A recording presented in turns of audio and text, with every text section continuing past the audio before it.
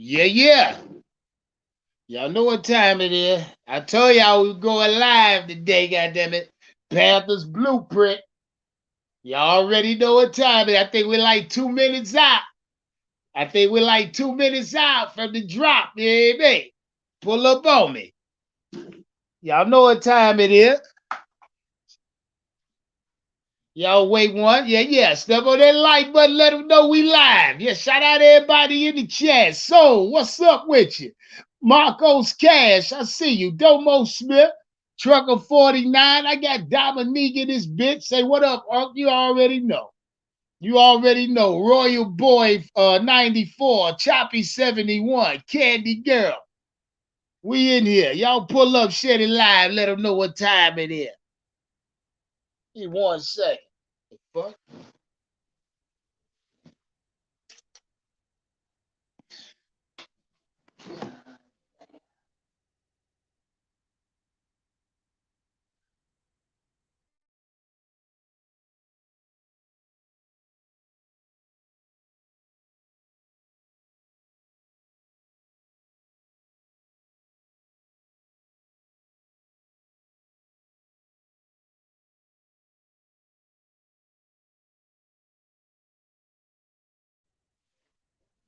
Shout out everybody in the chat, goddammit. It's green thing time. I'm about to enjoy this one. I've been waiting on this blueprint. Been waiting on the Panther process, the blueprint. I've been waiting on it. Shout out Joseph for that cash app. What you said, Joe? Joseph said, media made, my nigga. Yeah. You already know. Shout out to media made, motherfuckers. Yeah, man. We finna find out. We get ready to find out. Shout out to everybody live right now. Find out today, couple Panther podcasts or Panther content creators having a meet and greet in Charlotte. Yeah, shout out to everybody, Panther content creator. Finally, yeah, you know, I would like to take all the credit for that, cause half these motherfucking niggas, these podcasts ain't had a goddamn confidence to have a live meet and greet. Now out of nowhere, nigga won't have a meet and greet. Shout out, I'm gonna shout myself out for giving these niggas confidence. Half these old salmon face ass niggas ain't got no business meeting nobody in person, looking like y'all goddamn look. Shout out half you niggas. You know who I'm talking to. Those funny looking motherfuckers. But shout out to Panther Podcasters having a live meet and greet in Charlotte finally. After all these years y'all niggas had Panther Podcast, y'all niggas been content creators. Now you finally won't have a meet and greet. I like to thank myself for that, for giving you niggas the goddamn courage. You hear me? Finally getting you ugly ass niggas finally getting your confidence level up. Shout out all you niggas with slow confidence. I see what time it is. Shout out Block G. Yeah, I told you I see everything. I hear everything, nigga. You hear me? I see you hear every goddamn thing. Oh, ugly ass Panther content creator. First off, I put myself against any one of you motherfuckers. Oh, any day. Any motherfucking day, any night. I doubt you niggas comfortable in your own goddamn skin, funny as y'all look. Oh, we own. Let's get into it. Today marks the start of a new beginning. We're going to break this down. But it also marks a return to the very beginning. Good. I like it. He is a part of this franchise's origin story. First quarterback, first touchdown pass. Right to mentalize the first in Panthers history. Frank Reich. Hey, did we know Frank White was the first quarterback in Panther history to throw the first touchdown? I didn't know that. Did y'all know that? Shout out to everybody in the chat. Did we know that? I did not know that shit there. Yeah, man, it's all right. Yeah, I mean, let's get back into it. We get back into it. He's been a part of many firsts in this franchise's history, and we're looking forward that you now get a chance to show us what's next.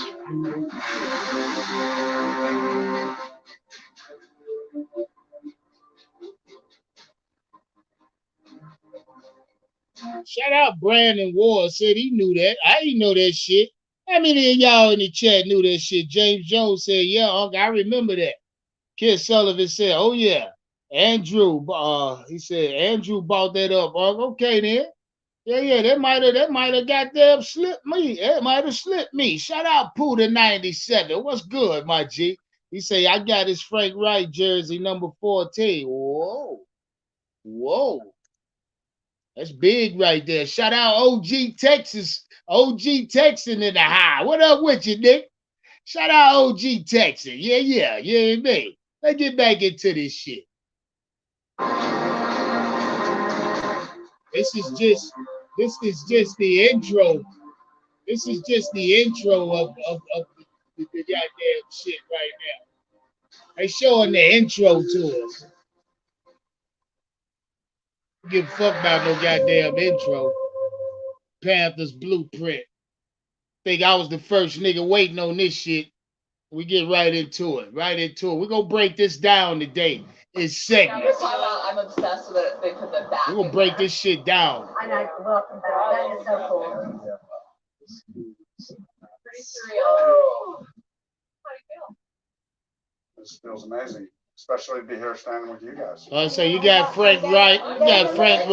This is, see what happened was, look, this is his introductory press conference. Begin by saying thank you to Mr. Tepper and Nicole Pepper. Yeah, let's relive this shit. Incredible opportunity to lead a team and a franchise in which we were here at the beginnings. You know, I think when I got the call about getting the job, I just felt peace and a confidence. You know, it just felt right.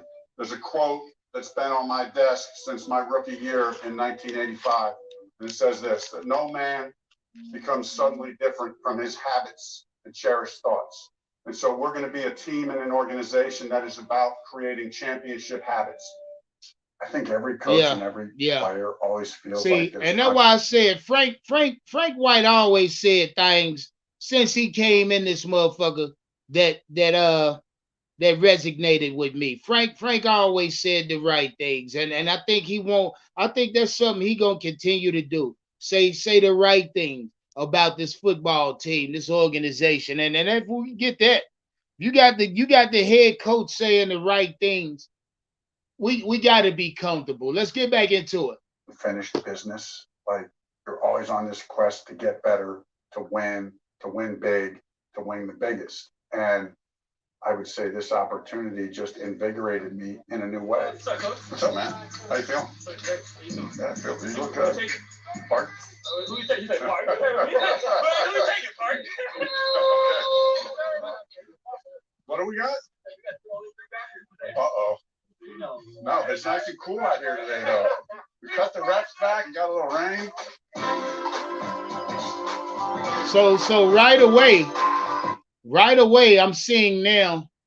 I guess I'm assuming this was last year or right before, because they're showing a clip of Sam Darnold warming up in a red jersey, whatever the fuck that is. Let's see what we got. What we got? Oh no, that's Andy Dalton. My bad. So right off rip, what I'm noticing now, right off rip from just the little footage they showing, you got Dante Jackson out there, and it almost seems like the head coach and Dante Jackson got a good relationship already. So we got a good relationship with one of the players. What I'm seeing now, I can't really speak on it, but I'm saying right now, they got a good relationship. Let's move on. It's good at the top right there. Good. Hey. Good coming out the ball. Just pump the arms a little more. Pump the arms. Everything was good. Your drive was good. Just pump the arms a little bit. Good. That's perfect, Amir. That's perfect. Yeah. The explosives. So like a receiver right there, 84. Good job of getting vertical on the stem. And you saw the spacing. There's a huge hole there. Oh, yeah, Derek. That's it, Derek. What didn't you like about it? No, it looked good. Tell me what you think. What if I'm coach me? Yeah, on the slant. Yeah, on that. I mean, I've always been a diamond release guy. Talking to Adam Thielen. I got here. I got to get you all here. Yeah. And then inside, and then sometimes you get them so back here that it's like, oh. No, you don't want to get them too bad, right? No, it's good. It's good. Oh yeah, a little competition. Deuce Staley on the running backs hard, I see. Deuce Staley ain't playing no fucking games with these running backs. Let's go.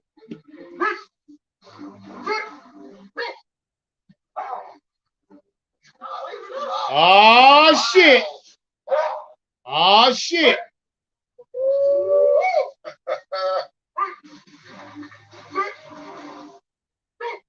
Shout out Chris Gryle, Chris in the chat, watching the Panthers shit in the chat. I see y'all jumping back and forth from 2020 to the Panthers shit. I see what's going on. Yeah.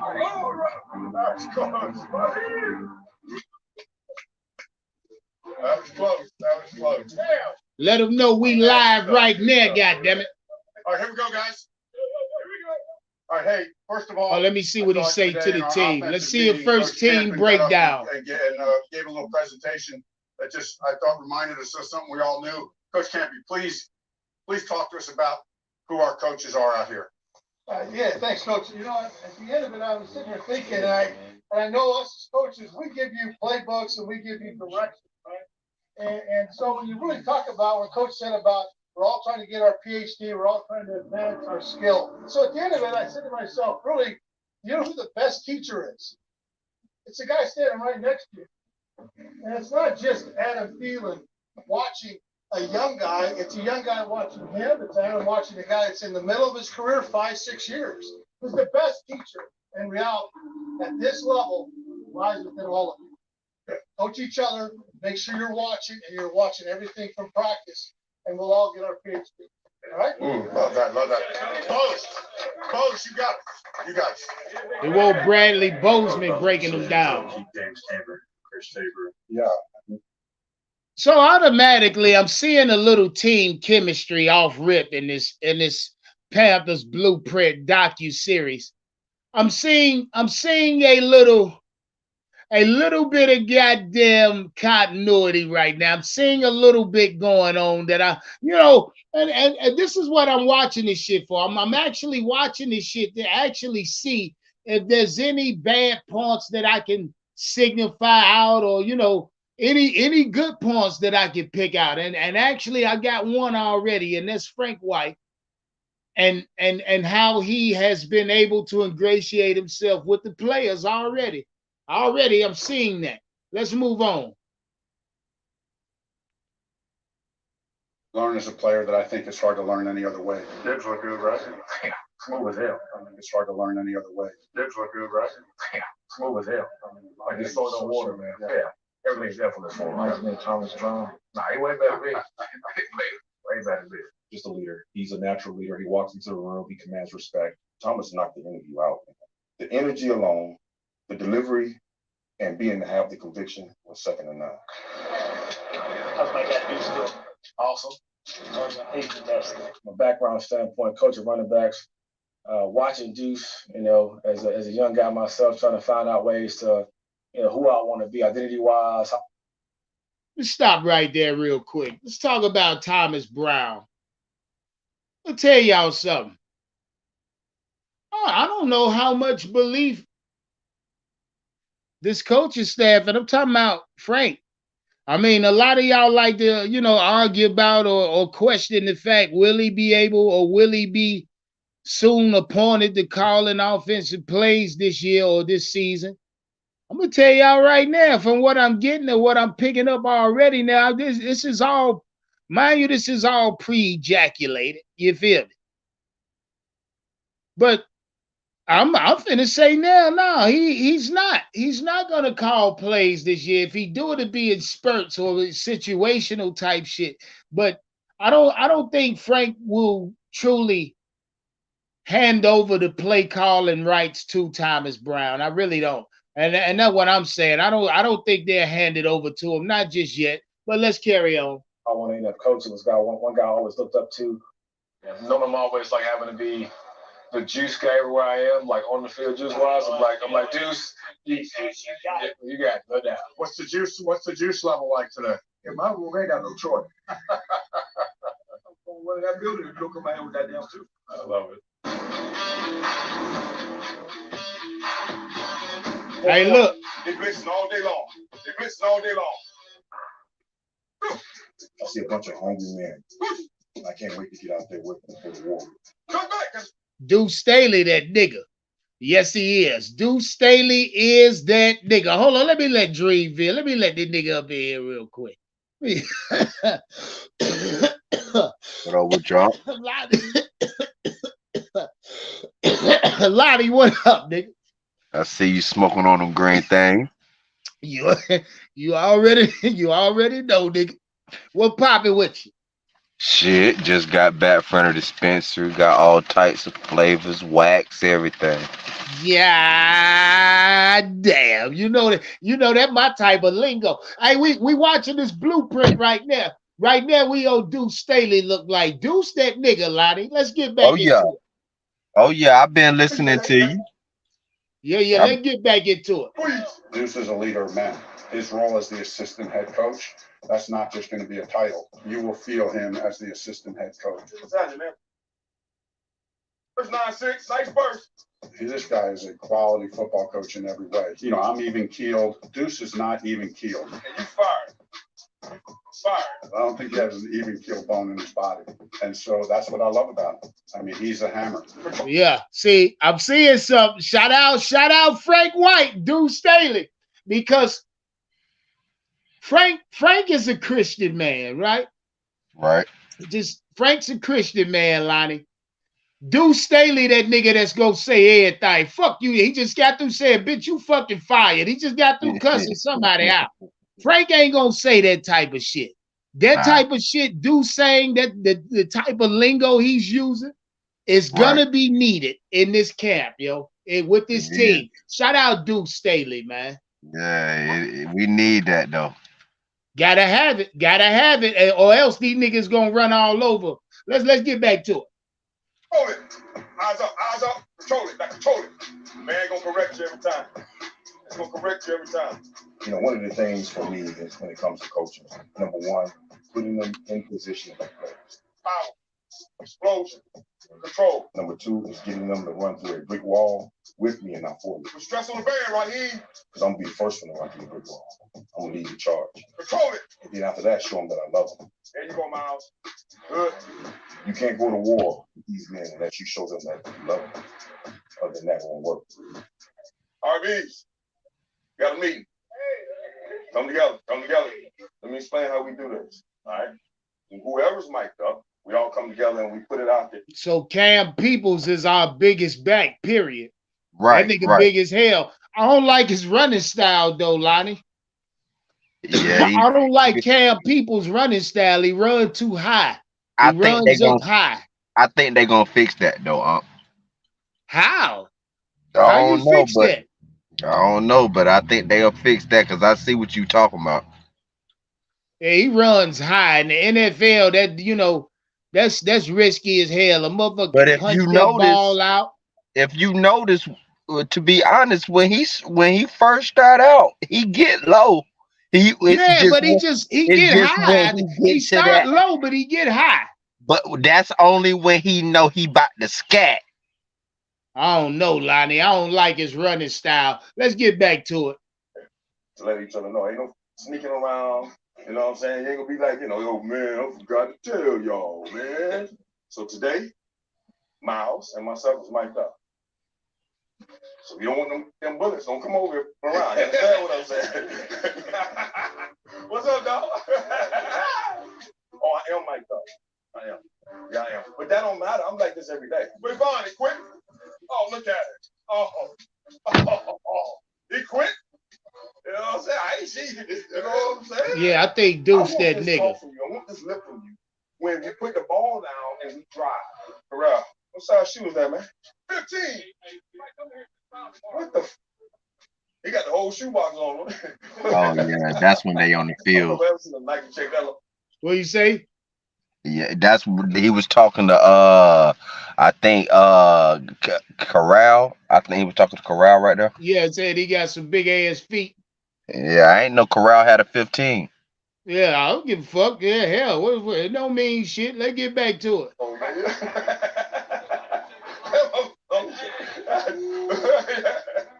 got about 4 S's in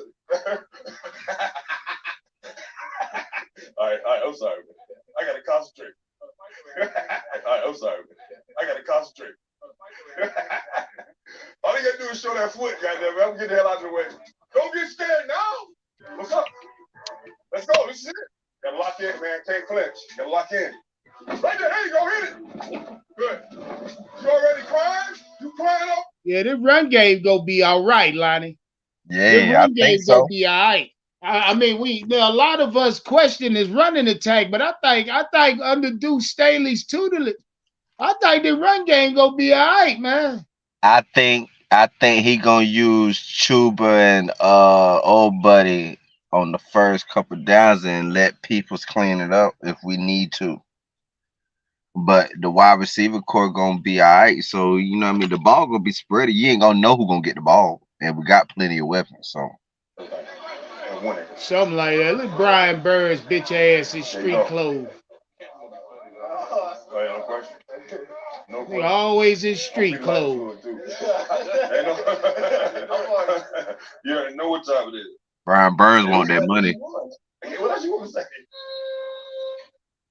It's I think coming the run together in the game right gonna way, be 'cause all right. what we've said, what we've all agreed upon. There are no egos. We want the best system for our players. All right, all you're gonna do is you're Oh, now we getting into Josh McCown ass. Getting Josh McCown, there are no words to explain how big of a deal that was. I mean, this guy played 18 years.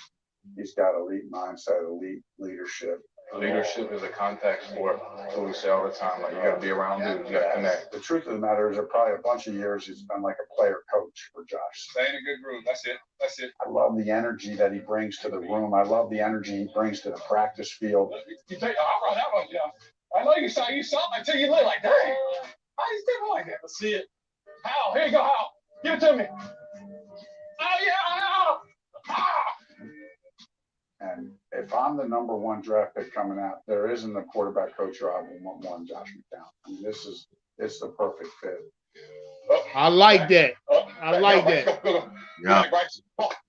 Good. Nice strong hands. We don't get enough reps at it. Up, back. They stay off of. They give us these red jerseys. They give us these red jerseys. They don't mess with us in practice. Then we get in the game and it happens. Up, back. Yeah, dude. Talk that shit, Josh. Good. That would be strong. Talk that shit. He said he just told Bryce in practice you got that red jersey on, bitch. But in the game, they lock in on your little bit ass. Shout out, I like that. Josh McCown ain't playing no games with him. He ain't playing no games. He you know what I mean? He coaching, he teaching. He teaching, he coaching. I like it. I like it. What say you, Lonnie? I'm sitting here trying to figure out this goddamn cornerback. I'm scared of that cornerback position shit. You shouldn't be. I think we got it locked up everywhere else except the cornerback, man. Nah. I think these boys gonna be healthy. I think they gonna be healthy, bro. I think they need to try. Joseph. Shout out Joseph for that cash app. He said for our DC is gonna have us right. We gonna see, man. Hey, look, hey, I'm glad. I'm happy. I like Stanley. Yeah, Sternley or whatever his name is. See, because what we watching right now is like it's almost like a Hard Knock series, but not. The Panthers giving it to us. It ain't HBO. It ain't none of that bullshit. This is the Panthers giving us our own brand of Hard Knocks. You know what I mean? Right. And I like it. Let's get back into it. Oh, no, one more, Taylor. Just slow down your head. Yeah, ball. Yeah, there you go. Oh, shoot it. Now, cut this one loose a little earlier. Ball. Good. I don't want to say I've been surprised, but like how natural he is as a coach. Like the transition from player to coach has been really easy for him. Keep inflecting your voice in the huddle, okay? Because I mean, of course, his transition from player to coach is gonna be easy. God damn it, he been playing for 18 years. Hey, if you're doing something for 18 fucking years, it's only right that you start managing or coaching, right? Right. What the fuck Frank White talking about, man? Come on now. Don't play with us, Frank. Stop playing, goddammit. Do that knock still. You know what I'm saying? You can be loud. You gotta you stepping out of going, nice, Frank. You screaming because it's just like so loud. They try to make it hard on you. Pro receivers, man, make them catch it. Good. That's it. Hey, it comes your way. Snatch that thing now. I know that wasn't you, but if it comes your way, snatch that thing. Opportunity for you, big dog. Let's go. I like how Josh McCown talks too, man. Speech right there. I'm gonna verify just in case, throw some wobbles. Like it's the balls, not the balls. I check it. They're good. I love it. Left. It's easy. Boom. Pop, pop, pop, pop. Boom. Pop, pop, pop, pop, pop, pop, pop. Beautiful. Beautiful thing. Reset with that. Bang, bang, bang. There's no anxiety, man. Guess I'll have to be the anxious one. Feel that squeeze. You feel it? Good. I got it, bro. I'm sure that'll sound good. My Look like they highlighting our coaching staff in this one. That's what they doing. They highlighting the coaching staff, Lonnie, in Right. this particular opening series. Yeah. I think they should highlight the coaching staff because they like that. They should. Shit, if they was a football team, they'd be an all-star. I'm starting to see that they like that, Lonnie. Yeah, I mean, Yeah. now we get to see some actual like on the field talk or dialogue. Personalities and stuff like that. Yeah. Oh yeah. I like it, man. I ain't gonna lie. I like how we moving. Sure. Yeah. Looks different from all the other years in past, bro. Yeah, dude. I say that shit. Yeah, man. I will say that. Because most of the players that we got, they're versatile players, so they can be used in more than one position. You know what I mean? So that's good too, because one person might be running wide receiver, next thing you know, the nigga running slot. So it's like we gonna be all right. Yeah, we're gonna be damn good, bro. Yeah, We're gonna be damn good. I'm trying to see what's up with Bryce a little bit. Coach here in Carolina. We're gonna be proud to cheer. Reich stand apart was the step. Oh, and Bryce is in fact wearing Michael Jordan cleats. Make no mistake about that. I see it right now. Shout out Bryce Young for having a pair of Michael Jordan brand, cleats. ain't he? Yeah. They goddamn endorsement deal paying off fast. Jordan snatched him up fast. Well, shout out Mike. Mike just sold the team for $3 billion. He just came up. Damn, Mike. Yeah, sold out. My wife hit me with some interesting news, boy. Shit, we had to talk about that shit behind scene. We can't do that on YouTube. Yeah, man. Dang. Yeah. Shout out Michael Jordan. Got him $3 billion. Mike cashed out. Yeah, he did. He sucked as a coach, owner though. Well, that's what y'all say. He got his money. That motherfucker got his money. Yeah, man. Yeah, he got his money. He got his money, boy. I think that's all he was waiting shout out on. Merch. Say look like Deuce Staley, that X Factor. Yeah, he here. Ejiro Evero, one of the up-and-coming names in the coaching game here in the NFL. Ballard told Frank they interviewed Ejiro for 12 hours. They said you better get ready to find a new defense coordinator next year. So he say they interview Ejiro Evero for 12 hours, guy. For 12 hours they interviewed Ejiro. And he mastered that shit. Yeah, well, if you say that, if you feel like that, I'm just saying. A 12-hour interview, goddammit, he better pan out. You hear me? You know why I say this is different than any other season that we ever had, bro, as Carolina, because I was looking at these clips and shit. I'd never seen these players do the type of drills they doing now. I said that, Lonnie. These drills, the staff got these motherfuckers going through, nigga. I said that about a week ago. Yeah, that shit for real, bro. They looking like an official NFL team. Yes, for real, the fuck bro. they are, Lonnie. Yeah, they are. Matter of fact, I did it. It's in the video. My live title. Bryce Young, the master of minicap. Bryce Young mastered minicap. Yeah, that's the exact live I said that shit in. Shout out to the Panthers with 2,100 in they goddamn chat. Amen. Oh yeah. I see everybody over there. I'm watching. I see everything.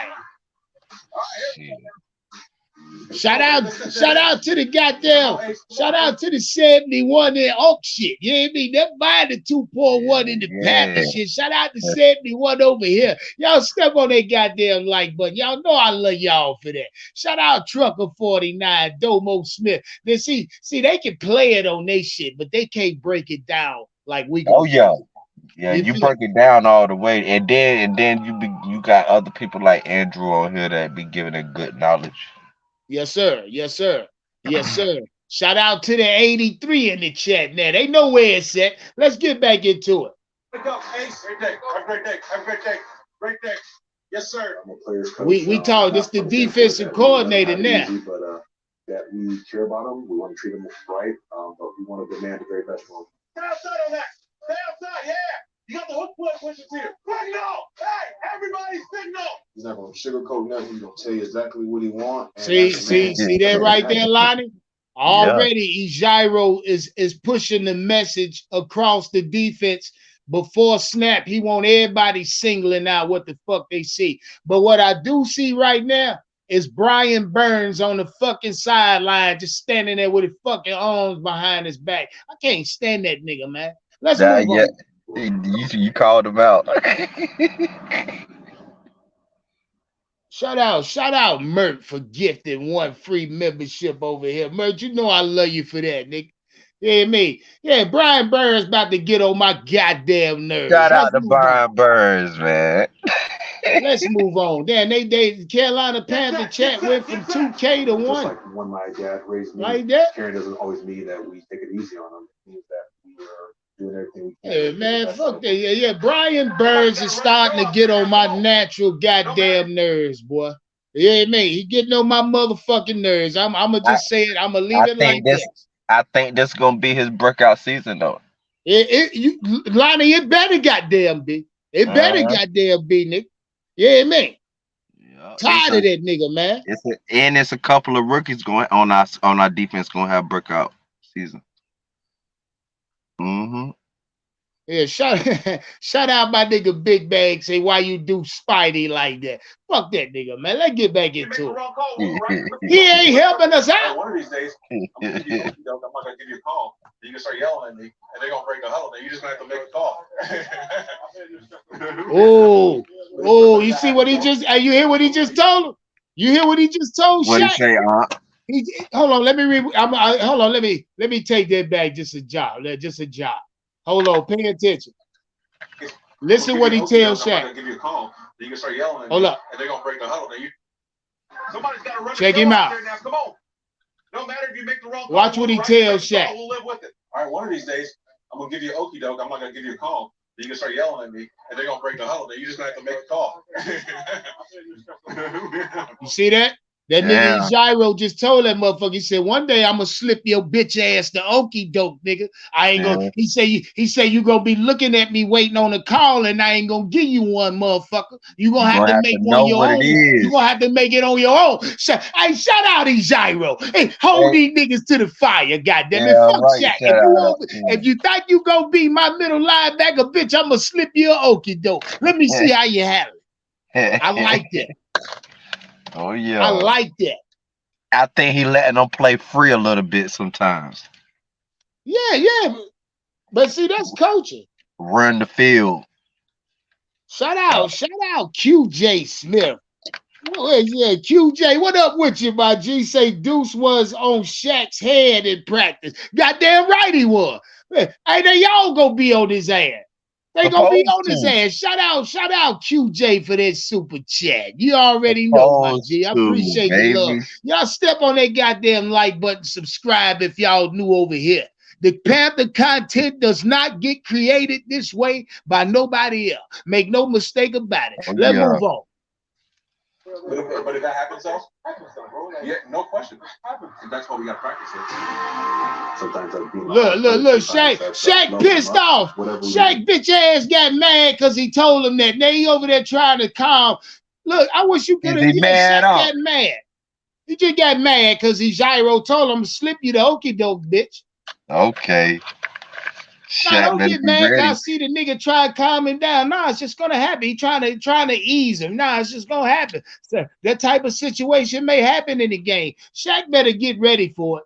He better get ready for it. Lord have mercy. Nah, I ain't want to see that. Because niggas gonna be trying to come for our heads anyways. So you know how they do the Carolina Panthers. Yeah. Somebody, Shaq better tighten up fast. Let's get back to it. To make sure that they're playing at their best. That's all that matters. Wait for the ball to be snapped. When he fires that at you, then you make a move. Okay? Hit it in. Jamie, hit it in, right? Good. Now Yee first. Get first. Oh! Simpson overthrow.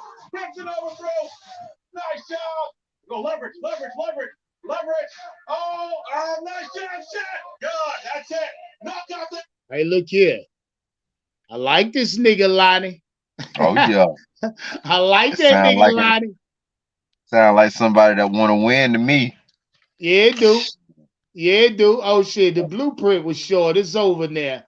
That shit Oh over yeah. there. We about to recap what we seen. Fuck all that. I'm about to recap everything I seen. This is a short process. They hit us with a short little episode. Let's recap. Yeah, recapping what I seen now. Yeah, man. Now what I've seen in the first episode of the Panthers goddamn docuseries. First off, I like the relationship between Frank White or the head. I'm gonna just say Frank. I mean, I like the relationship between the coaching staff. Fuck that. Right. Staff as a whole. Coaching staff as a whole, I love. You know what I mean? I think what I saw just now, the little snippet they showed us, I think out of what I saw and what I took from it is that all these coaches got their own voice, except for Thomas Brown. You see, I mean, Thomas Brown just a sidekick. I think Deuce Staley and Josh McCown got more pull. more ingratiated with the offensive side of this ball than Thomas Brown. That's just me. And I'm going off of what I just seen. I'm breaking down what I just seen, Lonnie. They might be. Yeah, that's just what I've seen, because if I'm thinking about what I just saw out of Deuce Staley, right? I fucking loved it. If I think about what I just saw in Josh McCown, I fucking loved it.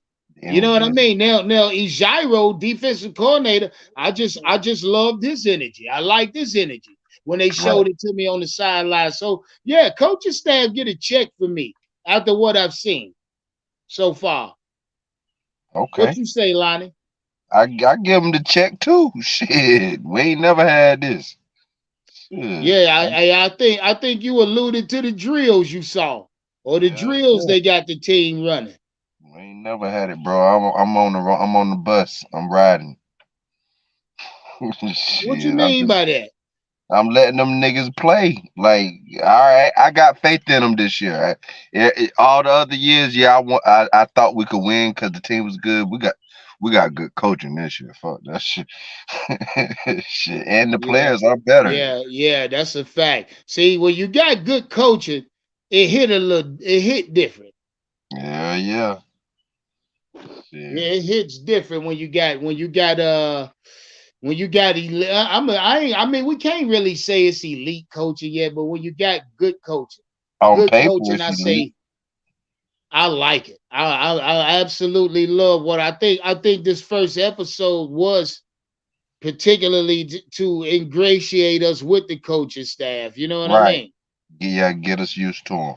Yeah, because as a fan base, we ain't know shit about them. Like really, like what their tendencies was, what their temperament was. Right now, I see Deuce Staley, the cussing motherfucker.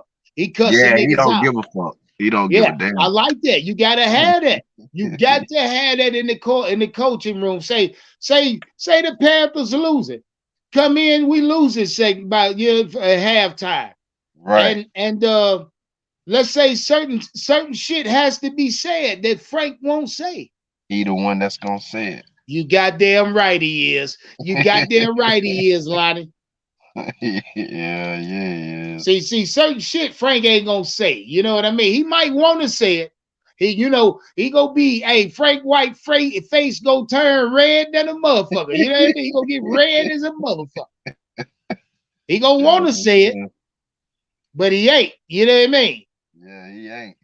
But see, Deuce go say that shit. Probably spit on a motherfucker and everything. And he ain't gonna and wish a nigga would jump. Yeah. You know. And Lonnie, you see where I'm coming from. You know what I mean? Oh yeah. We ain't had Shout that. out everybody. pulling up on me now. Shout out Chris in the chat. I see you say Deuce is his guy. Yeah. I think I like Deuce too. I mean, How old I is he? liked all of them. I've liked all of them, but How now old I, is I kind Deuce? of like them more the more I get to see them.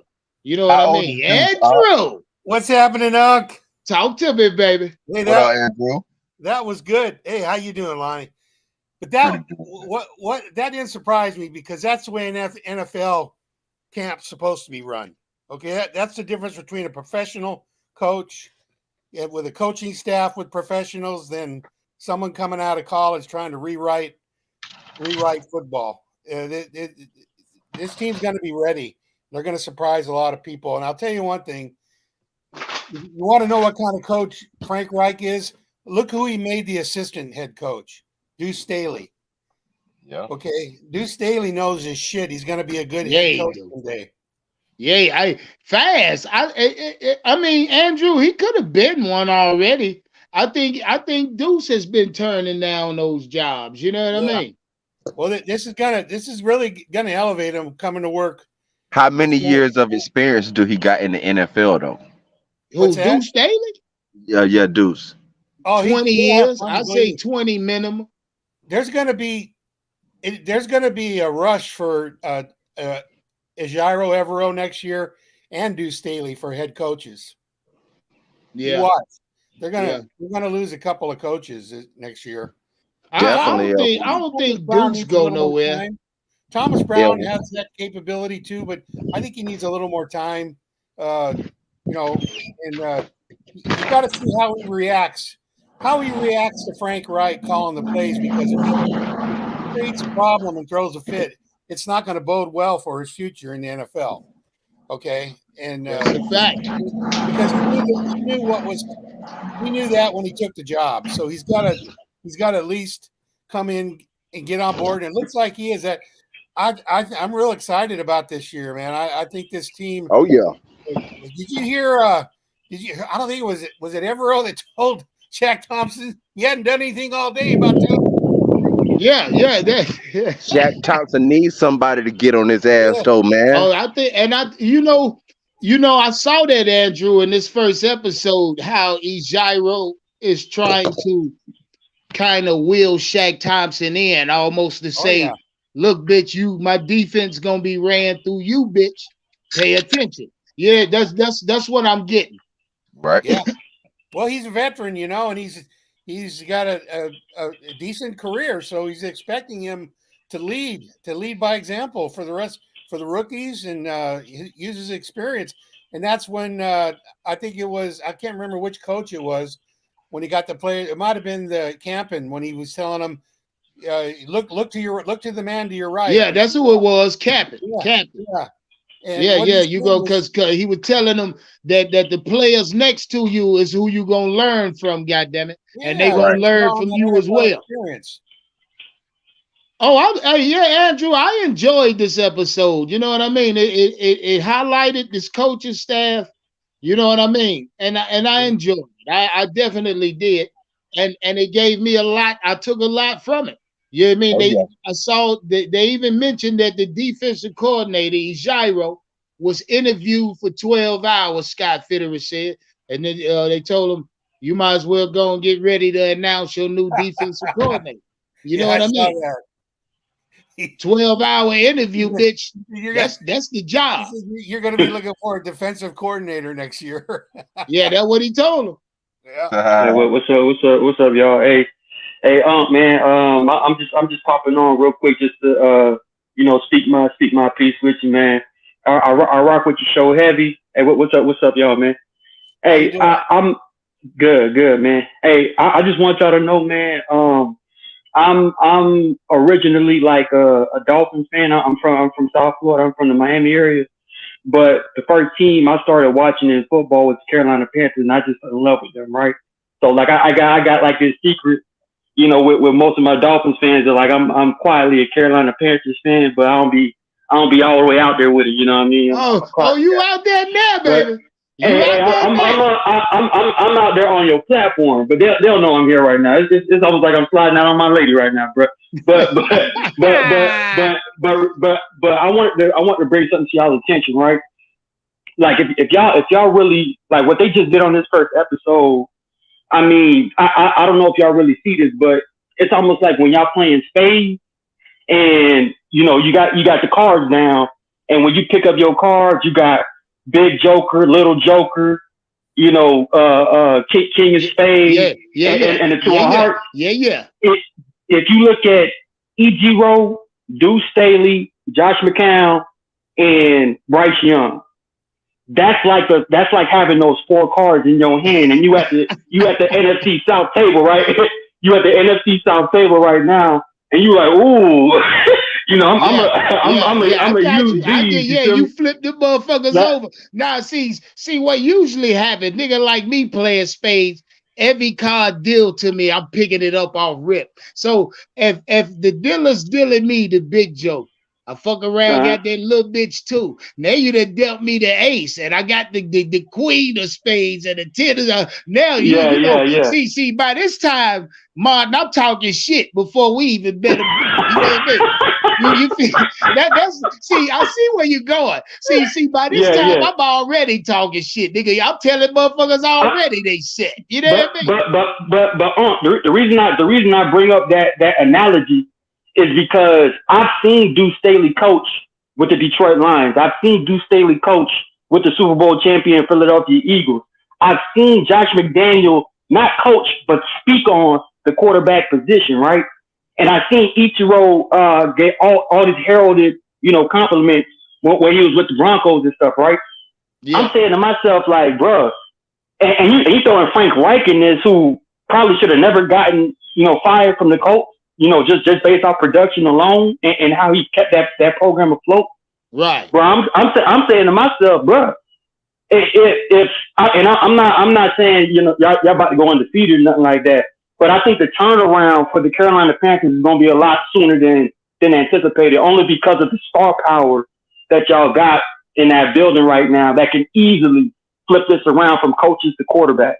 And every time I see Deuce Staley, the only clip I suggest y'all watch from Deuce Staley was in the Hard Knocks HBO when they had joint practice with the Indianapolis Colts, and the Detroit Lions running backs they were talking mad trash, but they weren't really doing too much. And Deuce Staley lost his voice, and he couldn't talk. He couldn't talk with no bass in his voice, so he sounded like he was squeaking a little bit. But you can see the passion in this man's eyes. You can see the veins coming out this man's neck. When I say Deuce Staley is about to have y'all running backs playing at a different level this year, bro, just peep the track record of all the running back rooms that he's been in from Philadelphia to Detroit, and you'll see, all right, like he got a special sauce about it. He got a discipline about him that he want to see, unveiled onto the field. So Deuce Staley is going to be heavy. And what I like the most about Josh McCown, I mean, put it like this. It's important to know things, but it's more important to communicate things. You know what I mean? And in Josh McCown's case, his level of communication to the quarterback ear, because I play quarterback, bro. Every time I listen to Josh McCown, everything resonates with me. And I like that. Talk that shit, Mark.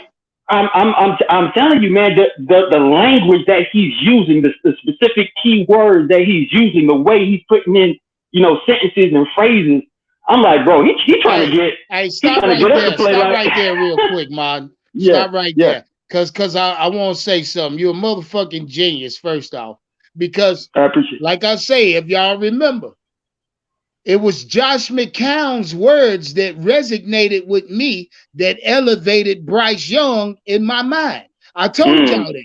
That it wasn't nobody fucking else. It wasn't Stephen A. It wasn't no motherfucking Adam Scheffler. It wasn't Big Cat. Wasn't no goddamn body else that made me see Bryce Young the way I was supposed to see him. But Josh McCown. Simple. Because he simply inserted one fucking word in his sentence, and that shit resonated with me. You feel what I'm saying? Yeah. I agree Yeah. with you. I remember when he did it. Yeah, see, Mhm. I'm just I can only keep it a whole thing with you. I'm gonna be honest. You know what I mean? And I give you another 1K right here, right? I remember listening to Josh McCown explain how he was teammates with Kurt Warner for 1 year in Arizona with the Cardinals, right? And that was 2005, and that was right after Kurt Warner left the Giants from Eli's rookie year, and he went to the Cardinals in 2005, and he was there up until he retired, right? And he said he used to be watching like Kurt Warner, like just like the way certain athletes run like 4.2 40s, and the way certain athletes jump 40-inch verticals, the way certain athletes bench press, 225 like 35, 40 times.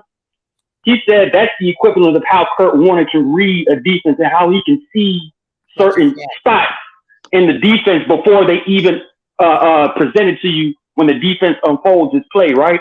And he used to ask Kurt Warner, he was like, Kurt, man, how do you see that? How do you see that the defensive player is about to be in this area instead of that area without even knowing what defense they're running? And Kurt's answer to him was, I don't know, man, that's just how my brain works, right? And basically what he was saying is when quarterbacks have that type of ability, that unique trait of, seeing things before they even happen and projecting it correctly every time, he's basically saying that's the equivalent of an athlete that can run a 4.2 40. That's the equivalent of an athlete that can jump, 40 inches off the ground and stuff. But for a quarterback, for you to know how to do that, that's just as valuable of an attribute at the quarterback position. Which is why I think bottom line, when it came down to choosing Bryce Young, I think Bryce Young showed more of those type of qualities to convince them, like, all right, this might just be the guy. This might be the guy. And they went for it. They went all in. So I think Josh McCown is going to be the cardinal point in y'all, in the turnaround quick. You know what I mean? And I see it happen. I agree 100% with you. I saw Kurt Warner play. I've gone to Phoenix. When he was with Phoenix, I used to drive up there, probably 3 or 4 games. He was a surgeon. He would throw that ball before the receiver made a cut. And that receiver would cut, and that ball would be right in his breadbasket. Exactly. And he just surgically took the defense apart. And that's I think he sees that in Bryce Young. Right. He the way certain quarterbacks kind of like it's not like when you have the ability to throw, that's almost like Thanos with them infinity stones. You feel me? Throwing the football is just one infinity stone. You know what I mean?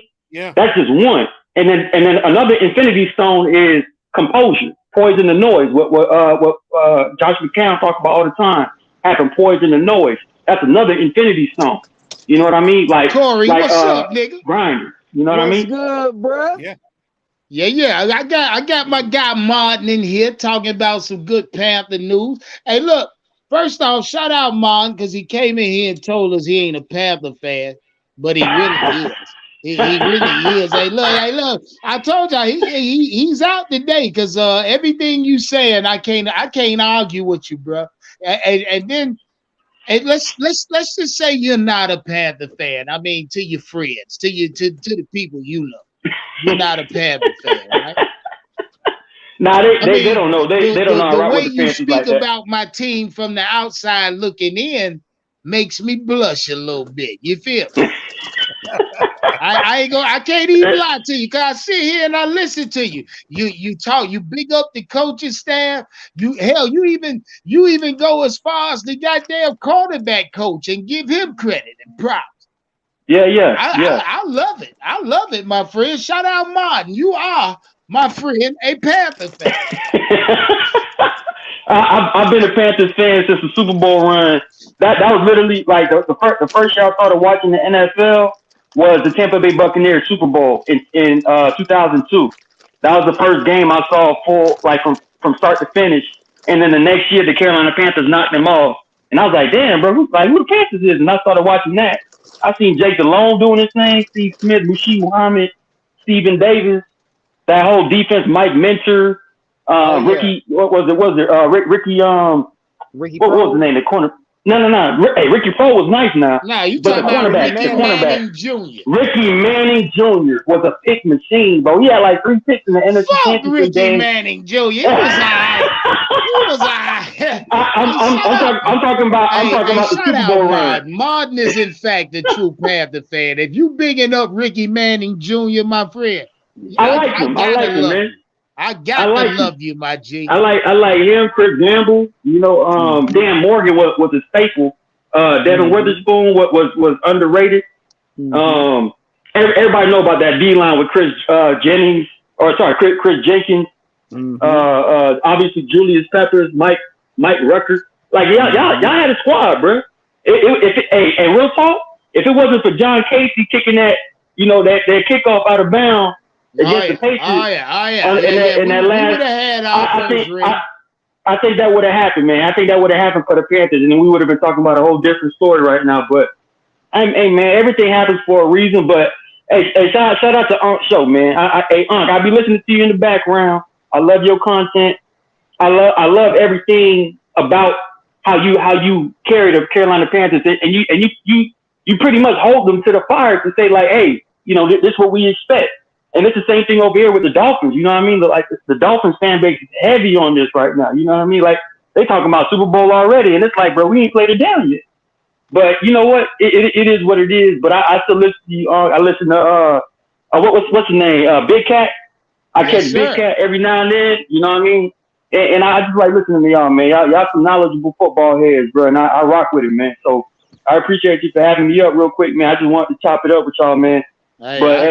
Hey, I appreciate you, my G. I love you for that, man. Make no mistake about it. Hey, look, pull up whenever you want to, Mark. Yeah, for sure, whenever man. you want to. Hey, look, y'all, we got y'all week 6. That we gonna beat the shit out of y'all. Yeah. And I forgot about that, but yeah, that's gonna be a game for sure, man. That's gonna be a game for sure. You forgot about that. I did. And I ain't gonna promise one or the other as far as win or loss. But that's gonna be one of the better games of that week, bro. That's gonna be on. I hope so. I think it is. That's gonna be a high scoring game, though. I'll tell you that. Or Candy Girl. That Candy Girl just gifted a membership. Yeah. Shout out Candy Girl for that. You know I love you for that. Shout out Marcus Duffy for that cash app. Say, do we think Shaq will be here next year? Yeah, we're gonna see. Shaq might know where the money at. All right, y'all boys, man. Hey, y'all be safe out here, man. Yes, sir. One love, Martin. We appreciate you, bro. For sure, man. I'm still tuning in. Peace out. Yeah. Shout out Marcus, old Dolphin fan / Carolina Panther alumni. That nigga know too much Panther history to not be a Panther fan. Come on, man. Right. Go get your jersey, Mark. He's traveling the fence.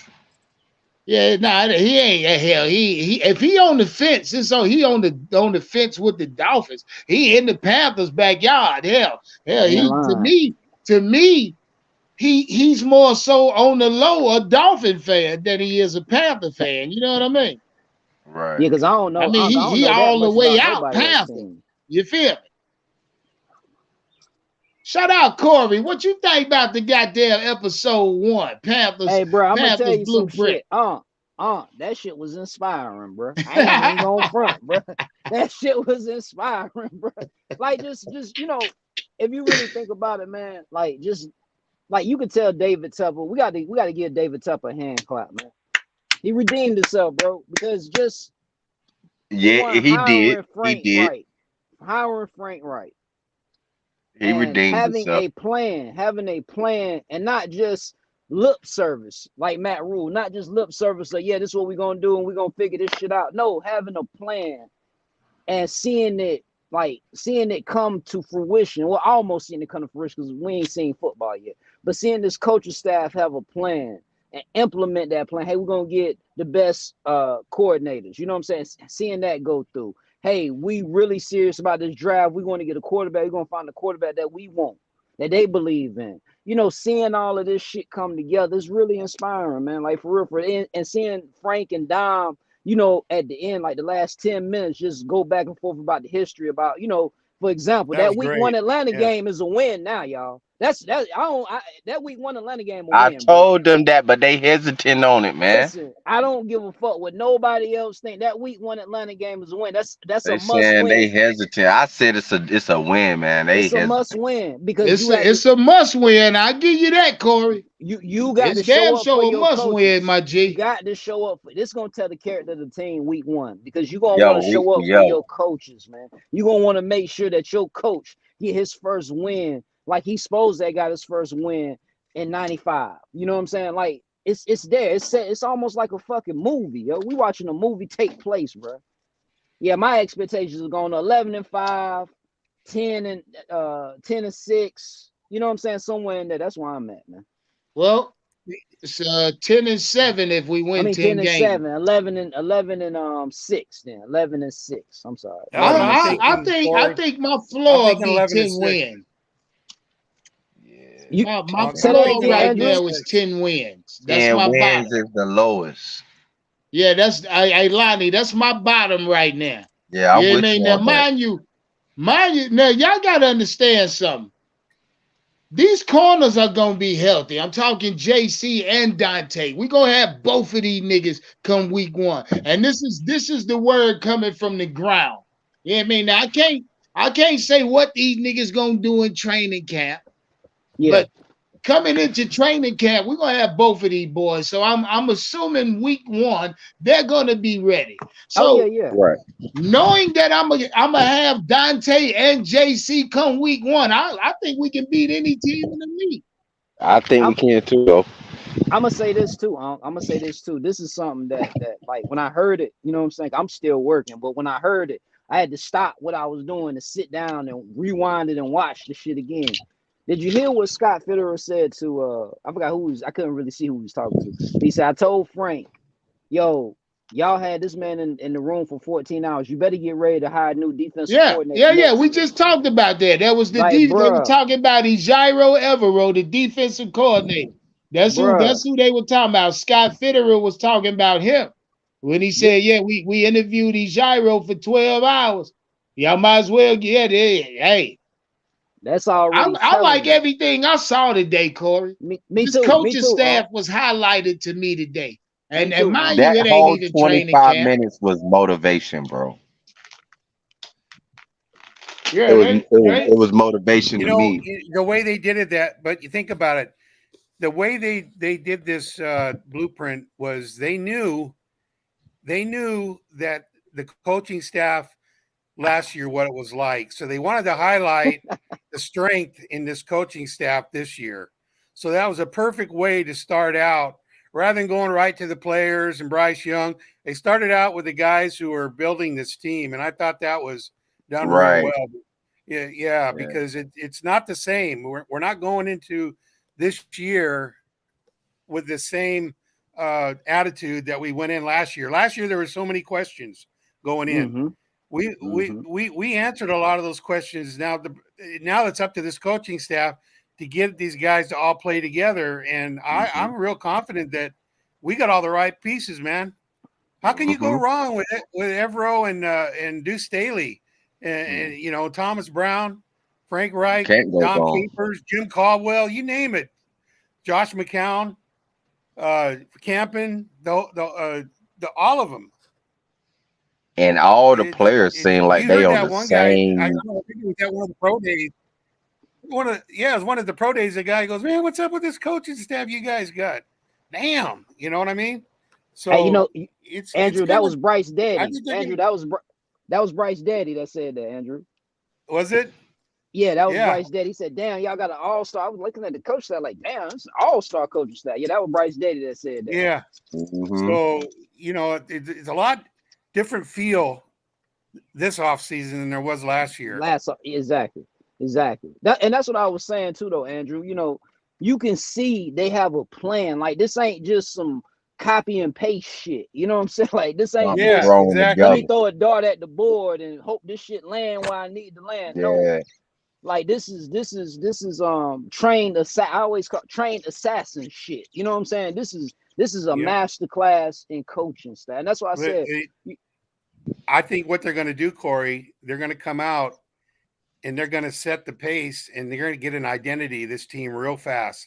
And all these, talk that shit, Andrew. Yeah, and all these people that rank us in the power ratings down there, last in the running game, last in the passing game, are going to get an education. Oh yeah, I like the sound. You know what, Andrew, and what I did see too when they was highlighting Ejiro, I saw a lot of goddamn tip balls in the air by the linebacking core. Yep. I saw a lot. You see that? You saw that too, Andrew. Man, listen. I ain't ready to talk though. Like I told my guy Mon, when I get them kind of cards in the game of spades, I'm already standing up talking cash shit to whoever playing. Exactly, Hey, exactly, I got. You know what it is, It's buy-in.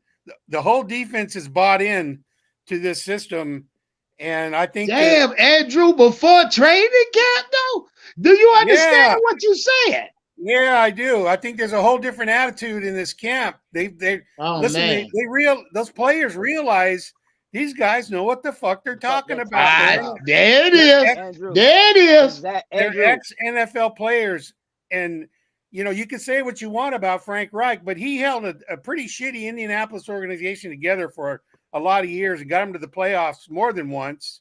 Andrew, I was telling somebody that same shit, Andrew, because I said, listen, I was on Big Cat Show, as a matter of fact. You had got off. It was when that dude that was talking that shit, that Houston Texans fan. And I said, bro, listen, you got to understand. Frank Reich came into Indianapolis with Andrew Luck as his franchise quarterback. A year later, he retires, and he's playing spin the wheel at quarterback. Bro, you can't win without a quarterback in today's game, especially in the AFC, in the AFC with Patrick Mahomes. He had four different quarterbacks in the last 4 years that he was there. Exactly. And the two of them were over the hill. Exactly. Phillip Rivers actually, Jacoby Brissett wasn't over the hill, but Jacoby Brissett had his best career year under Frank Reich. Exactly. And Andrew, you're looking at, if your quarterback ain't playing, all of a sudden your offensive line ain't playing. It's a trickle down effect. It's a trickle down effect, and it's going to affect the whole team. That's why at the end of the day, Matt Rule's biggest fuck up, not going to get the quarterback. Biggest fuck up, because the quarterback bleeds the team. He makes everything right. It's the little Corey, fuck up. I beg to differ there. I think his biggest fuck up was not hiring the right fucking coaches around him. First off, Corey, I'm just debating you right now, because if you get the right head coach, the right coaches around you, that quarterback problem that you speak of, probably one with the right minds and awareness around you. Y'all, for one, go out and draft the quarterback, because for one, you got other minds in there with you, telling you or giving you certain type of advice that will propel you to draft your fucking quarterback. And I don't think Matt Rule had that with him. And even with the proper coaching staff, even with a Sam Darnold in place or something like that, Matt Rule could have been able to at least get some production out of Baker Mayfield. You feel what I'm saying? But I don't think he had the right coaches around him. I don't think David Tepper did the right things around Matt Rule. I agree with you there. I agree with you there wholeheartedly, because you should have had a veteran coaching staff, because you was too green coming into the NFL. But when I say the right quarterback, the CEO type, you get what I'm saying? When you get him, he's going to demand excellence out of everybody around. We seen Mac Jones sit here and catch a fit. And I ain't saying Mac Jones is a great quarterback or nothing like that. But he knew, Bill got the wrong people around me. I ain't learning shit. I got a defense coordinator, offensive coordinator. You know what I'm saying? It's just it forces, when you have the right quarterback, it forces everything around that quarterback. If it's chaos around that quarterback, he's going to make it somehow, some way. He's going to make it right. You know what I'm saying? Like, for example, I'll give you a great example. What was Mike Shula?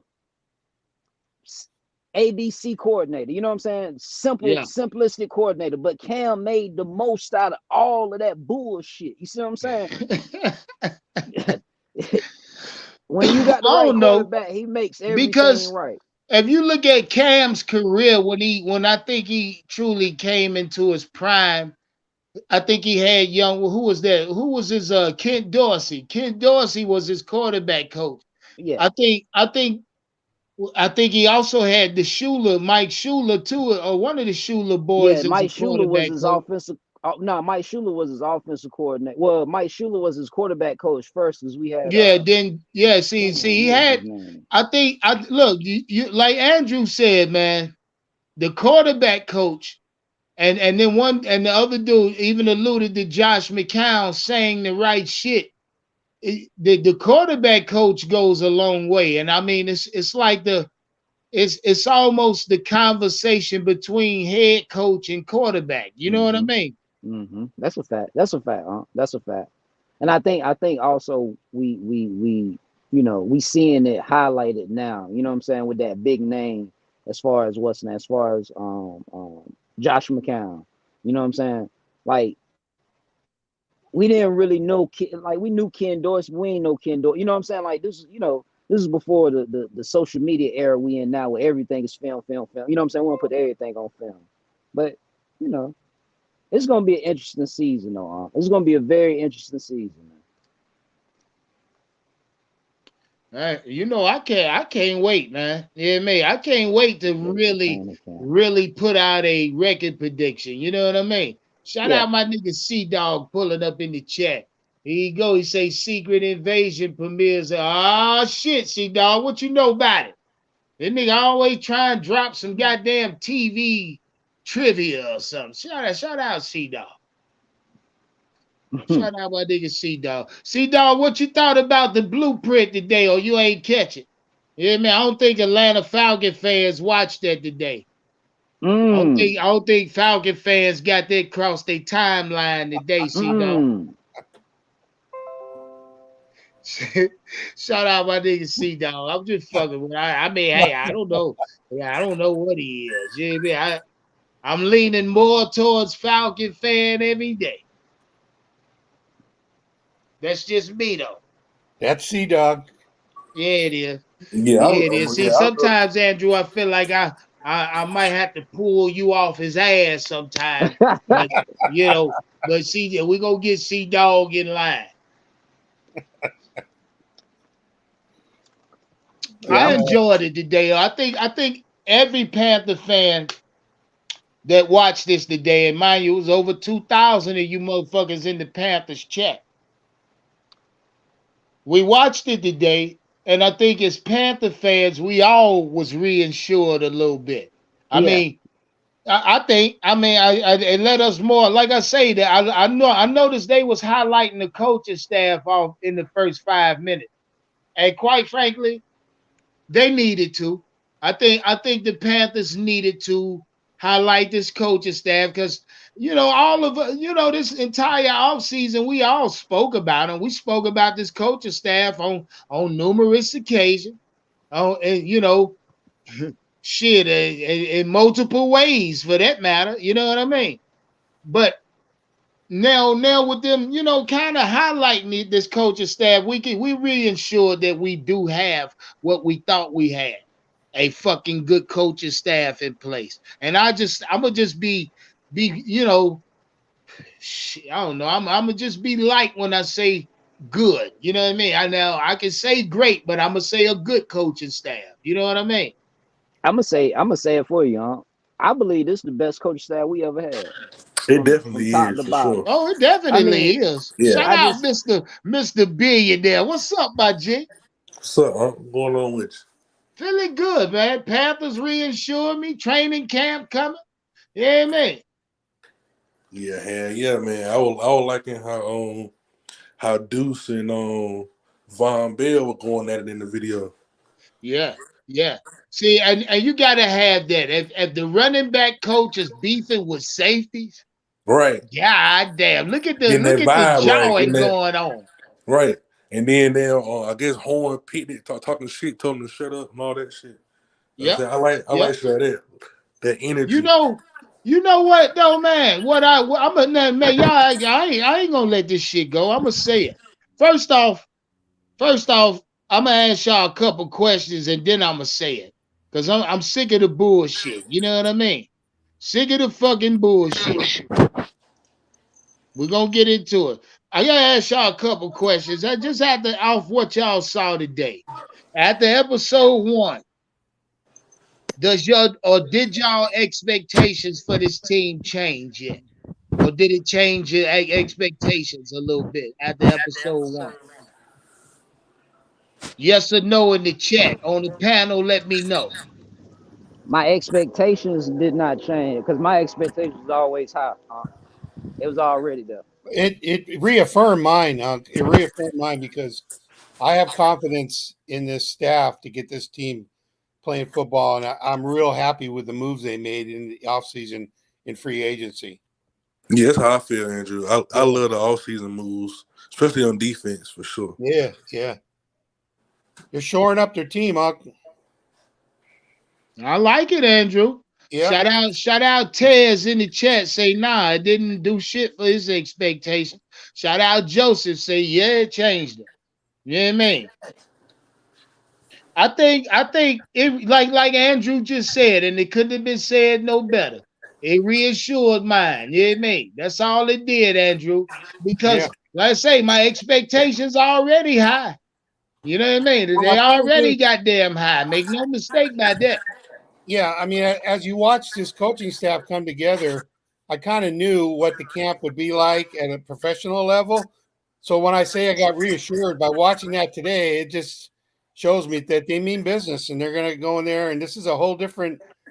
You've got if we're feeling like that as fans, imagine how the players are feeling, knowing they've got all that experience teaching them now. And that's the one good thing that Steve Wilkes did bring to the Panthers. With the players love him because he was an ex-player.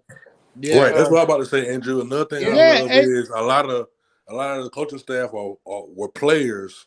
Yeah, exactly. And you know what, fellas? I can see it in the drills that they put the team through, in just mini camp and OTAs, just the simple fucking drills. I can see the difference. Right, you seen Josh coaching McCown staff. running the play, running drills with Bryce and shit like that. Like, yeah, like I love. I mean, shit like that. it's just a different feeling, and you know, and us as Panther fans, we know what we've been accustomed to.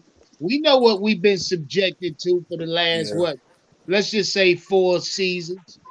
We know. Shit, now we getting some good pussy. You know what I mean? What was that? Shit, I mean, y'all laughing, but you know that shit. It change your attitude, nigga. Start dressing different, Right, talking nigga, wake different. up earlier and shit. Yeah. Pick you answer the phone different. You know what I mean? Yeah, this shit feeling good, man. I'm just keeping it a whole thing with you. Yeah. Shit, it's night and day though. It's almost night and day, and it's sad to say. We're not taking the girls at closing time now. Nah, hell nah, Andrew. Yeah, mate. We been gone. But we been gone. God damn it. Yeah, I like that, Andrew. Man, this is a coaching staff, man. I wish Cam was blessed with the half, man. He would have been fucking amazing. This coaching staff right here. Well, you know, Cam wasn't. You know what I mean? This is Bryce time now. You know what I mean? I think this coaching staff is fitting for Bryce. Yeah, I think. Yeah, it's his team. So no doubt about it. Hey, one more question though, guys, in the chat and to the panel.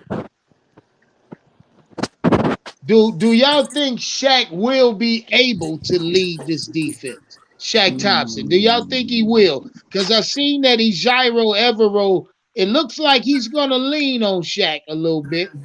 Do y'all think he's gonna be able? Proof that he gonna let Shaq do a lot of the play calling too, probably.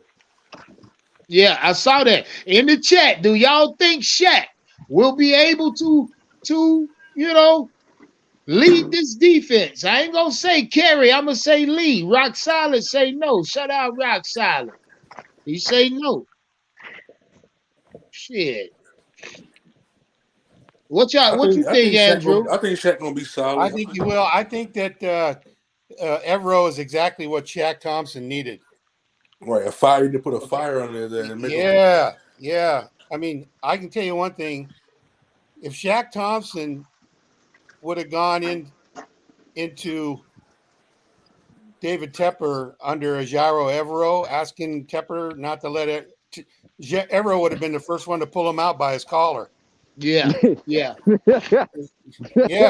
Yeah. So I like that. These guys are going to want to play for Ejiro Evero. And I'm not saying that because it's a raw thing. I saw what he did with that defense in Denver. As bad as Denver was, it wasn't the defense was the problem. Okay. He was top 5 on it last year. When they top 5. He comes with a it was rough. He's going to be gone. Him and Deuce Staley probably within a year or two. Yeah, and what's the name? I think they stay. I think they stay for a second term at least, especially Ejiro. Yeah. I don't think Ejiro proves enough inside of year one. If he's smart, but But to answer my own question, I think Shaq will be able to lead this defense. I've always had like an underlying confidence in Shaq Thompson. And that's just as a player since he came in as a Panther. I always underlined like Shaq Thompson a little bit. You know what I mean? Right, yeah. His OGs were Luke and damn Thomas Davis, so he came up with some money. Yeah. So I say, I think he will be able. I think he will be able to lead, and I think it's Ejiro's knowledge of the game, knowledge of the defense that's gonna help Shaq more so than how to help him work out and stay healthy. I think Ejiro's knowledge on where the ball's gonna be and helping Shaq study in a certain type of way will help Shaq Thompson more so than any other way in coaching. And I think that's where Shaq needed Ejiro, and that's where Ejiro needs Shaq. You know what I mean? It's like the smart kid and the strong kid at school. The smart kid getting bullied, so he started doing the strong kid's work for him to fight for him. You know what I mean? Big kid say, "Don't worry about it. I'll beat his ass for you. Just do my math work." Right. Make sure I make a fucking A on my shit. Yeah. I beat it. Who? Point him out. Okay, go. Hey, I got a science test being done. I point his ass out. I'ma dust him off for you. You know what I mean? But I like that. I like the relationship. Ejiro told that motherfucker, "Hey, one day I'ma slip your motherfucking ass a Mickey. Motherfucker, I'ma slip you an okie doke. You're gonna be looking at me for a play, and I ain't gonna say shit. It's up to your dumb ass to make the call." Ejiro told him. He told him straight like that. Yeah. Cause it's gonna be plays where they like the offense on the other team gonna be goddamn trying to do fast paced shit, and he don't have time to get Shaq no plays in his head and all that.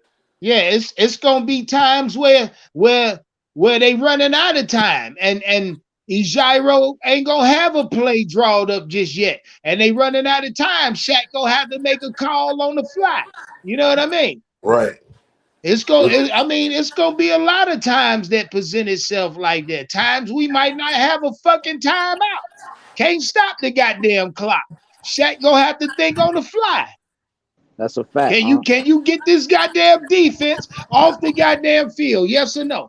Hey, and I tell you one thing though, Luke Kuechly was a master at getting that goddamn defense off the field, man. Definitely was a master. That's a fact. God damn.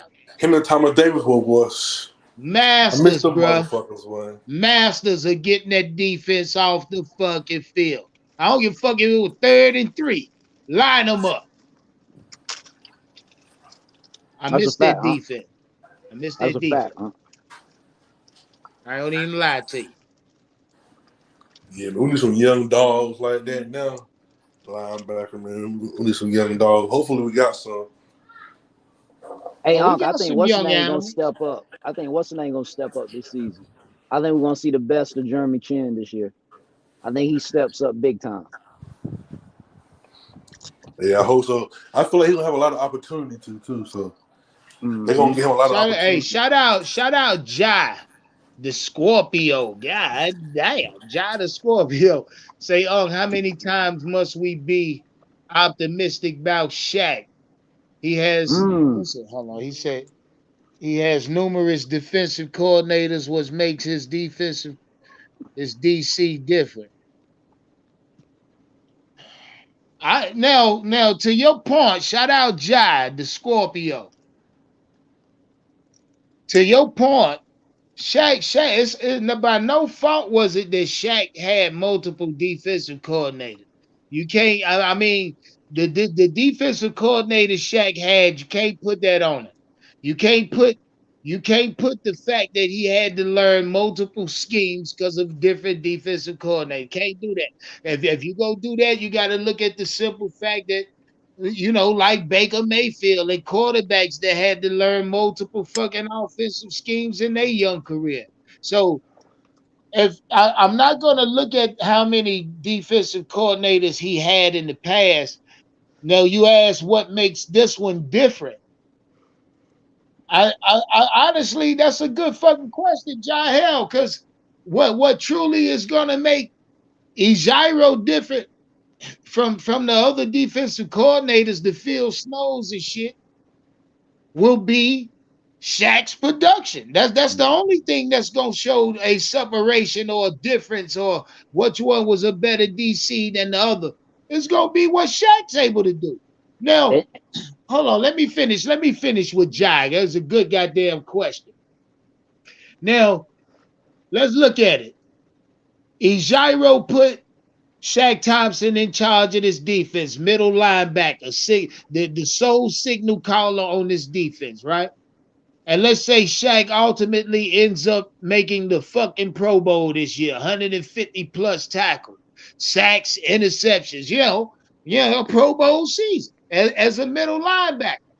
Then it will be a fucking fact that this defensive coordinator is different from the past because Shaq Thompson's production. That's the only way we can evaluate the difference between defensive coordinators. Shout out Jai. I had to acknowledge that. You know what I mean? Yeah, we had to see the goddamn production. Shout out Illmatic. Illmatic in the chat. What up, Ill? We talking about the blueprint. Episode 1. The highlighting of this coaching staff. I think us as Panthers, the fan base, we are ecstatic. I know I am. Hey, and to piggyback off what you were saying, I also think, us having Luke Kuechly or Thomas Davis expectations for Shaq, you know what I'm saying? I think that was unfair to him. You know what I mean? Yeah. And I think now we starting to find out who Shaq is. You know what I'm saying? We starting to see, okay, this is who Shaq Thompson is. Because we was expecting, the second coming of Luke Kuechly or Thomas Davis being under their tutelage. But that's just not Shaq. Shaq is Shaq. You know what I'm saying? Well, Corey, what is Shaq then? If Shaq is Shaq, then what is Shaq? I would say more so of a leader as far as from what I get, from what I understand. More of a leader as far as like setting the tone. You know what I'm saying? Not so far as like a leader as Luke Kuechly out there. Hey man, I know all the offensive plays. Look, man, I'm gonna put y'all in this defense, or Thomas Davis the hammer. You know what I'm saying? Not in those veins, but more of, hey man, hey guys, hey, we gotta straighten up, we gotta tighten up. Hey man, take them fucking headphones off, man. We ain't tight. You know what I'm saying? Just a leader, just being with the Panthers for as long as he has been, being on the Super Bowl run, just having experience. You know what I'm saying? Just being able to teach the young guys. Hey, this is how we train.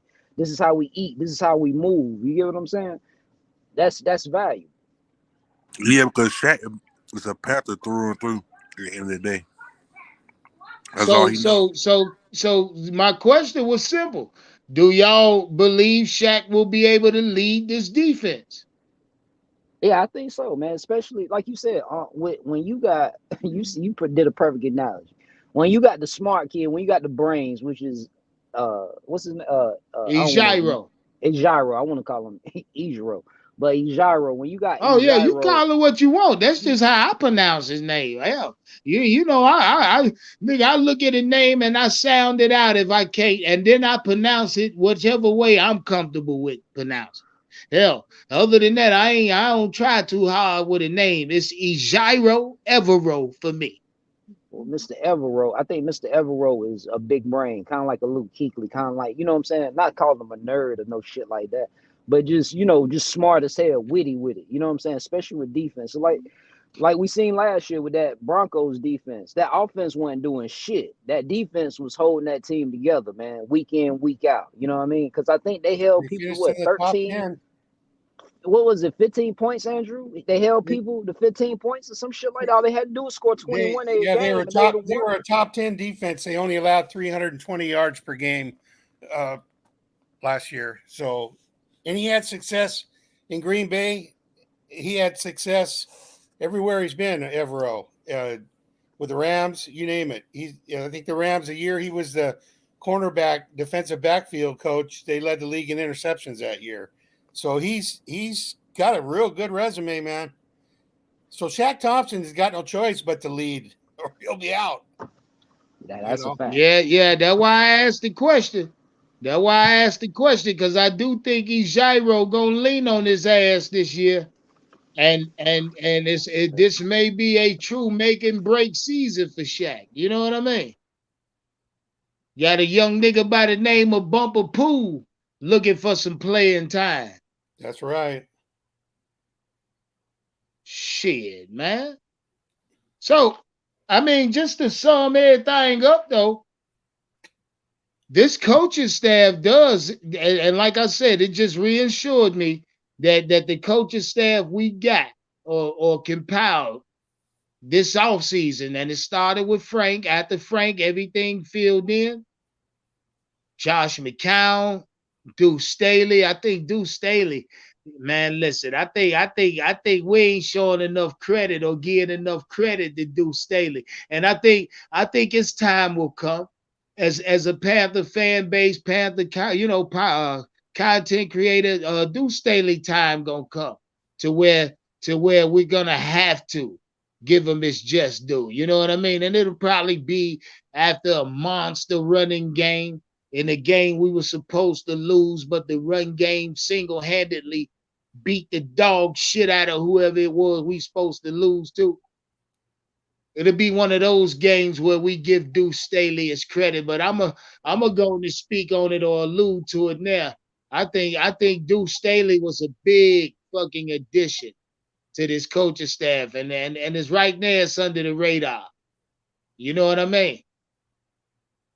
Right now, their hiring's under the radar. As far as the Ejiro go, my expectations for him, I don't think I truly ever really set any. You know what I mean? I didn't really set any expectations for him. Rather, I'm not expecting Ejiro to post the top 5 defense. No, I'm not. I truly hadn't set any expectations for him yet. Well, we finished 19th in defense last year. I think I'd like to see us up to around between 10 and 15 this year. I think that would be a realistic goal. Okay. Yeah. See, shout out Andrew. See, I hadn't set any expectations for this defense just yet, and I don't know why. I guess I've been too fucking invested. On the offensive side of the ball, Andrew, Bryce Young, Jonathan. God that's all damn. everyone's been talking about, though, since the draft and before the draft. Yeah, yeah. I've been invested in the offensive side of the ball. Oh, God damn it, Andrew! I love you to death because you just led me right into the point that I almost forgot while watching this bullshit. Well, I ain't gonna call it bullshit. The first episode 1 of the Panthers Blueprint was not bullshit at all. I got everything I needed from it, including what I'm finna get into now. And that's that bitch that is that is Brian Burns. Brian Burns. I seen him on the sideline in this shit here. Street clothes, just standing there looking fucking stupid as shit, laughing, nigga. It looked to me like he was disconnected from everybody else. Yeah, that's Andrew. You are a genius. You know what I mean? Because while Evero's coaching up, you want to know somebody else that ain't healthy to partake in team drills, but he was right there in the center with everybody having fun, looking like he wanted to run drills. That's Dante Jackson. Yeah. A nigga that went down on IR. Brian Burns ain't on IR. You know what it is? It's that contract shit. That's right. I was just going to tell you that. That's where his mind's at right now. And that's not a good thing for the Panthers because he's got to be ready from day one. From day one, he's got to buy in with this team. It's a team that wins you championships. That's a fact. And right now, he's not building that camaraderie with him, Andrew. Through the whole OTAs and minicamp, that's exactly what he's been doing, standing around. Standing around looking. It's about to piss me off. You can bet if we notice it. You can bet if the fans notice it, the coaches notice it too. Shit, it's about to piss me off, Andrew. I'm sick of this shit. He getting on my goddamn nerves. He getting on my goddamn nerves. I don't want this shit being a problem. Now I'm seeing a lot of reports coming out about Brian Burns and his fucking contract shit. And the limit or the time frame being the start of training camp. And this goes directly to you, Brian Burns. If you fucking listening, or anybody that fucking knows you that's listening to the podcast, you better make goddamn sure that the deadline for you to get this shit done is in fact training camp. Make sure that. Don't let this shit go into preseason, you black ass nigga, you. Don't let this shit go into the regular season, because if you are prepared to do that, you better be prepared to get your ass sent the fuck up out of shop. Sick of that dumb shit. You should know by now, Brian Burns, what type of fucking ownership your ass got. You should know what type of front office you work for. Quit playing with these motherfuckers, because sooner or later, they gonna send your motherfucking ass on about your business. You should know that shit, Brian Burns. Hell, you should know who you play for better than I do, nigga. Shout out Brian Burns. I'm sick of the dumb shit. Quite frankly, I'm sick of talking about your ass in this fashion. I'm sick of talking about your ass. I ain't never speak of the great Julius Peppers like this. Because for one, he respected the fucking fan base. He respected his job. For some reason, I don't think you do, Brian Burns. I don't think you respect it, nigga. You don't take the time to learn the fucking proper techniques to free your big dumb ass from left tackles and double teams. You just hadn't. You hadn't learned the proper techniques, nigga, since you've been a fucking NFL professional. Brian Burns has yet to learn the proper techniques. I'm sorry. And to whoever that may fucking displeasure, you think I give a fuck? No. Talk your shit, Unc. I'm sick of that motherfucker, Andrew. I'm sick of him. Well, he looked disconnected. He looked like he didn't want to be there. That's what it looked like to me. Andrew, look here. And see, all I'm gonna do is rewatch it again and see the same and see. That's what I do, Andrew. I look at shit like that. I see things. I look at eyes. I read body language, goddammit. You hear me? Because that's going to speak to you before a nigga do out his mouth. Trust and believe. Yeah, I'm tired of it. I'm sick of him. And he won't 100 plus. And a lot of y'all say give it to him. Stop playing.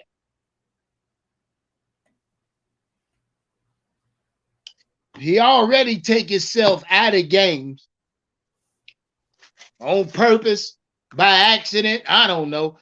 Point is, he takes himself out of games. I watched him do it on multiple occasions. I don't even think Brian Burns been to the playoffs yet. But y'all want to pay this nigga 100 plus. Stop playing. Yeah, he wants it Myles Garrett money, but Myles Garrett averages almost 16 sacks a year. Plus, he's Andrew. If Myles Garrett played beside Brian Burns wouldn't be shit. He wouldn't even have a fucking name, Andrew. And Brian Burns played beside Joey Bosa. Who the fuck is Brian Burns? He played beside young JJ or TJ. Who the fuck is Brian Burns? On the same defense beside them animals. Those are animals. Those are disruptions.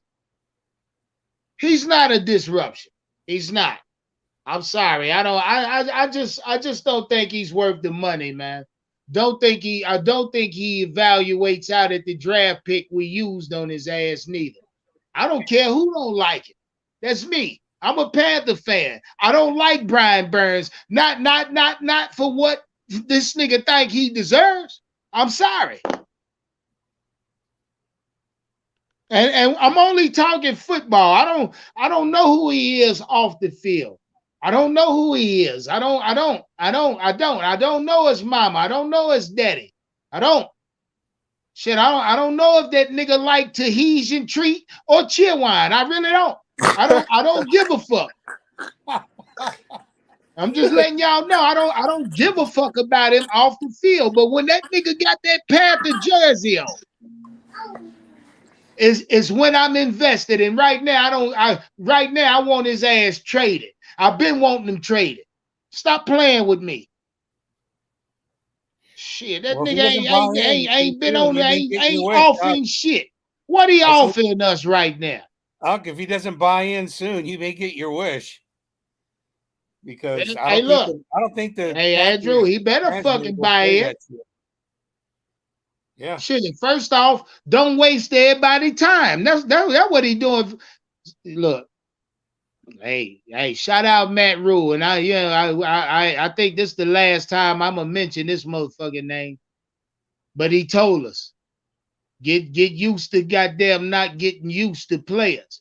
Make sure you don't buy no fucking jersey in Carolina. Matt Rule told y'all that. Shit, man. Sick of it. He should have been gone. Should have been traded.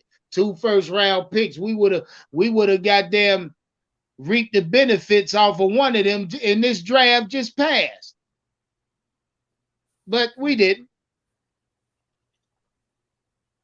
Yeah, and now he's not even signed. I could see not making that trade if you were going to sign him, but hell, now he hadn't even signed, and I haven't heard anything as he's even close to signing, other than him saying, "Well, I want to be with Carolina." Well, sign the fucking contract then. Yeah, Andrew. Well, the reports coming out now that the deadline and his representation, and the Carolina Panthers are targeting the start of training camp of getting this deal done. Now, mind you, Andrew, that's another month out. Yeah. A little over a month out. So, I mean, and now if you ask, what kind of deal do you believe can get done within a month and change? Shit, Scott Fitterer can flip 2 or 3 motherfuckers in a month and change. I wouldn't. Now see what we need to think about, because, like I say, I don't believe there's a big drop off at pass rush minus Brian Burns. I don't, and I don't even know who the fuck gonna play behind him yet. And that's how confident I am in this Panthers defense, and how unconfident I am in Brian Burns. For the simple fact, even if we lost him this year, I wouldn't worry about the goddamn pass rush. It ain't like we losing or the drop off gonna be that significant. It's not like we losing 18 sacks a season from one player. It's not like we losing 20 sacks. Hell, it's not like we losing 10 sacks a year. I ain't gonna lie. I want to keep Brian Burns at least one more year. I want to see can he move up from 12 to like 14, 15 sacks. With his new coaching staff, maybe Ejiro can, you know what I'm saying, can put a battery in his back, you know what I'm saying? Maybe I don't want to give up on him yet. No, he's the best rusher we have, but he's got to. I don't know. It just makes you wonder if he wants to even be here. You know what I mean? Yeah, I you think he you wanted to get be there, those man. I think vibes, Andrew. he just want his money, man. You know, everybody want that bag. Everybody want that bag, that first bag. He ain't got his first legit bag yet, man. That's all it is. Man, Brian Burns been making legit money since he came in the league through endorsements and his rookie contract. He's a first round pick. He been getting money. So if it's about money and a lot of that's what I'm hearing a lot of you Brian Burns enthusiasts say. He want his money. It's about his money. He I about mean, his money. I wouldn't pay him. I wouldn't pay him more than both of them was, but I mean, if y'all getting it, I mean, see, shit, because you know put it in the why? middle, like 16, Because when you 17 look mil. at Joey Bosa play, you don't get the intentions or get the feeling that it's all or he about his money. You get the feeling he about getting them fucking sacks. It's about running them sacks up, stopping the quarterback. You really don't get that feel from Brian Burns. His motor ain't like that. His motor, he's not a disruption. In order for you to be a disruption, that's what you want to be. Like if you was a class clown coming up in high school, goddamn it, soon as you came to school, you already knew what type of disruptions you was gonna cause that day. You know what I mean? You in math class, I'm gonna run her ass crazy today. You already knew it. All you got to do is watch Joey Bosa play, and the plays he doesn't get to the quarterback. Look at why he's not getting to him. Look at the attention he's drawing. You see what I'm saying? Yeah. He's in the backfield all the time. He may not get to him, but he's that's what I think. Yeah, just disruption, just a fucking disruption. Yeah, you're That's not what he is. Effort. Yeah. Look though, but like y'all said, that y'all believe in this coaching staff. Y'all don't think he can be coached up. Yeah, you can't coach disruption, brother. There's a disruption that particular part of a player has to be in him. You know what I mean? I'm talking like Ndamukong Suh disruption type shit. That type of shit is from birth. You know what I mean? Yeah. So Brian Burns ain't that, man. I don't know. I mean, that's just my opinion. I mean, that's just me. That's just my opinion. Y'all think he just playing for the bag and that's it. See, now there you go. There you go. If he just playing for the bag and that's it, why you want it? Why you want it? Because when he get that bag, nigga, that's where he gonna stop at 9 sacks a year, maybe. See, y'all gotta understand what y'all saying when y'all say he chasing or playing for that bag. When he get it, he got it, he done. You ain't gonna have the same nigga no more. Trust. No, I was saying Shout out T Wells for that super chat. I don't think he playing for the bag. I said, do y'all think he playing for the bag? And that's it, right? T Wells say you saw how Denver sent B Chubb ass out of Denver mid-season last year. Yeah. And Denver still had a top 10 defense.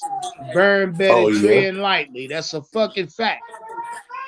He better tread lightly, man, because I don't respect him, yo. I mean, honestly, I don't know how y'all do. How y'all do as a Panther fan? How can y'all be happy with this nigga, knowing that he takes himself out of games for weeks? Brian Burns had disappeared for weeks here. Yeah, he's not a disruption. Yeah, I like Brian Burns though, man.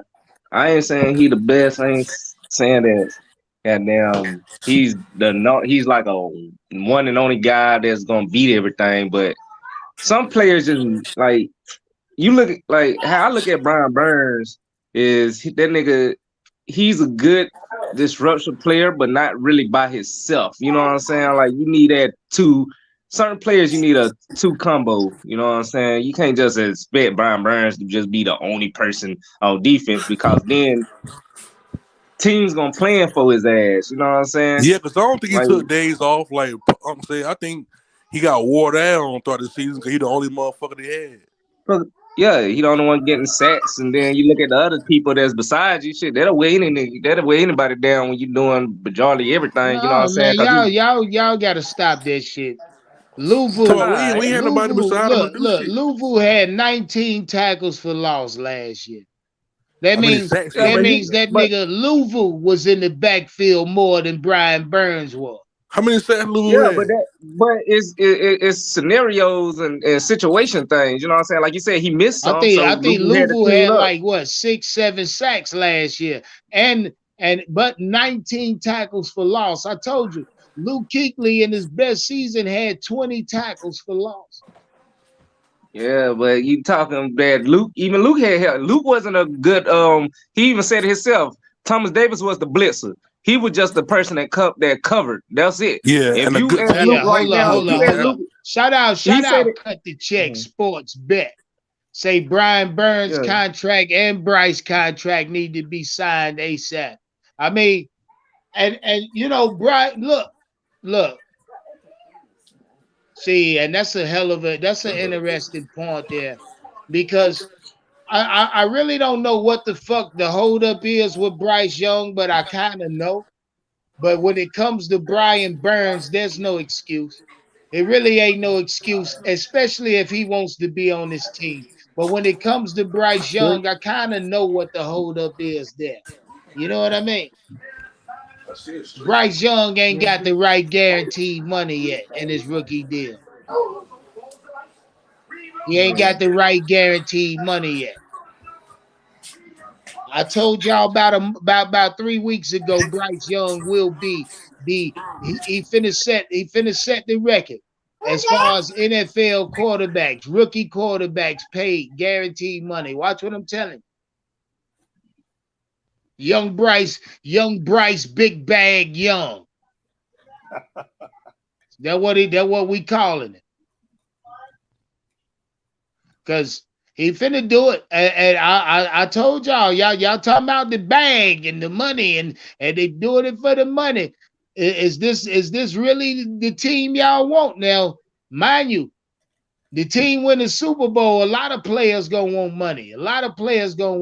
So sooner or later we gonna be that team. Talking about this team as if players and what to spend on players, and the hell I ain't ready for that. Yeah, we ain't won enough yet. We ain't won enough NFC championships and Super Bowls yet to where these players can start talking that money shit. Yeah. Wanting this amount and that amount. I don't think we reached that level. But again, that's just my motherfucking opinion. I'm just stating my opinion. I don't know how a lot of you Panther fans feel. A lot of y'all I do. Because a lot of y'all pull up on the platform and discuss it with me. You hear me? Yeah. I say, like, if it comes down to certain players, they should get incentives instead of like hard earning cash. Like Brian Burns, he should be able to get incentives, whatever he do. You know what I'm saying? Because it ain't like he finna, like you said, I like him, but I don't look at Brian Burns as a one-man army. I just don't. Never did. Even when he came into the league, when we drafted him, he's not that person. He always need help. Hell, even when we had Julius Peppers, he was a hell of a goddamn person. But he had people around him too. You know what I'm saying? Shoot, it just Yeah, but see, Pep was different because Pep developed technique. Pep was a disruption, and at any given time, first quarter, third quarter, second, fourth quarter, Pep would have took the game over. I'm talking sacks, interceptions, strict sacks. Pep was different. Pep was different. I know that, but sometimes like it was plays where Pep didn't get there. He used to overdo things, and we had cleanup guys. You know what I'm saying? Prime example, but goddamn it, I can tell you, not too many times was like, Julius Peppers out of position. Like goddamn, I tell you another cleanup guy, and it might be funny, but this is totally different. But shit, think of who I said I like that. Damn, he ain't played until Obata. He never played a snap ever in football until that year, but he was more of a cleanup guy. You know what I'm saying? If did nothing happen and he couldn't make a play, he's always not giving up on a play to make something happen. You know what I'm saying? It's a cleanup thing, you know, like Brian Burns is that person who just needs somebody else with him. I am not going to sit there and make it like he's a Joey Bosa. Nobody's Joey Bosa. Nobody's the Bosa brothers. Nobody's Myles Garrett. You're going to get those type players. But there are teams who won with two people side to side that made a hell of a combo. You know what I'm saying? Shit.